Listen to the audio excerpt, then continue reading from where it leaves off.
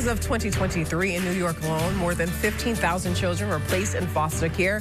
In the United States as a whole, more than 368,000, which is why the need for foster families is so important. Joining us now to talk about Foster Hope is Laura Flaherty, a foster parent and organizer for Foster Hope New York. Welcome to Bridge Street. Thank you for having me. So tell us more about Foster Hope. It sounds very interesting. Yes, absolutely. So we are a nonprofit located right in Syracuse.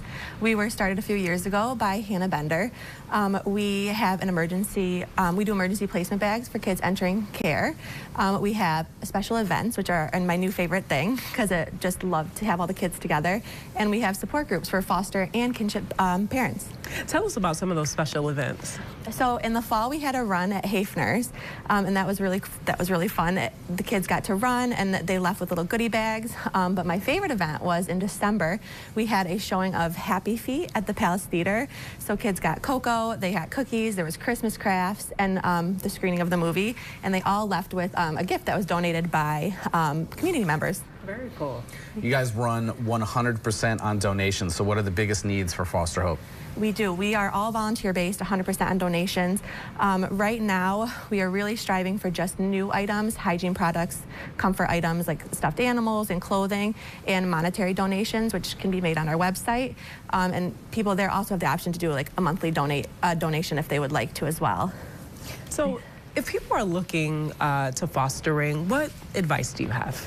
I think that this is such a wonderful question. It is the most challenging but rewarding thing that me and my husband have ever done.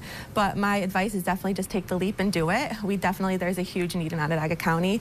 And you can always reach out on our website to me if there's any questions you guys, anybody who wants to do it has. But also just have a support team. We would not be able to do foster care without my family. What inspired you to take the leap and become a foster?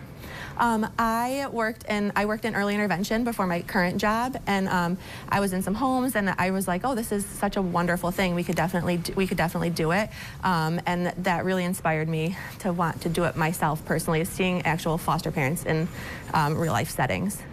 Walk us through what the process is like to become a foster parent. Yeah, so you sign up right on the Onondaga County website. There's a training. When we did it, it was during COVID, so it was all online. And it's actually pretty simple. You do a background check. They check out your homes, and they get to know you and your partner, or if you're doing it singly, as a whole. And that's pretty much it. It's a lot simpler than it sounds. Just, tell us about how it maybe has changed you. I mean, obviously you're there to help the kids, but I imagine, you're being helped as well.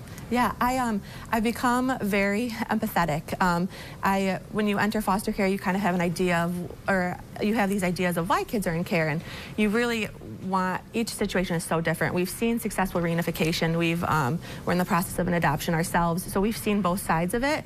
But as a whole, I feel like emotionally, me and my husband also have grown very closer because it's challenging. It is challenging, but it is so rewarding. And at the end of the day, it's it's a great thing to help these kids. Yeah. What kind of support is in place for people who become foster parents? So we at FHNY, we also provide a support group. That's actually how I initially got involved with the organization as a whole, because nobody really knows what you're going through unless they're doing it, or as a foster parent. So we have support groups.